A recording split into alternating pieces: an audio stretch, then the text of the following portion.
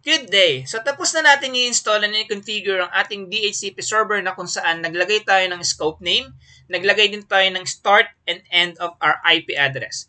Next, natapos na rin natin yung ating DNS manager na kung saan i-configure na natin ang reverse at forward DNS lookup na kung saan naglagay tayo ng new zone and then new pointer for our server and of course for our DNS server.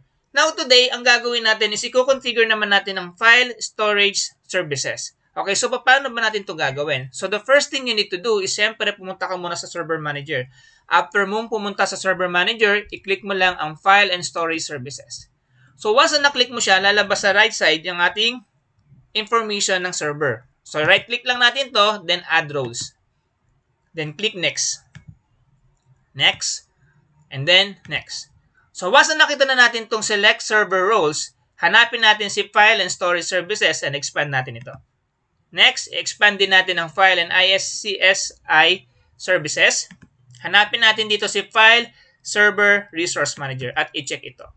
So add features lang natin to, and then after natin ma-add ang feature, click next. Click next.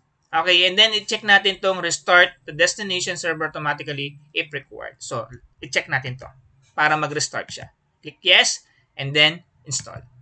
So, kadali lang, di ba? So, hintayin na lang natin matapos ang configuration nito at tapos na. Hanggang sa muling pagkikita, paalam!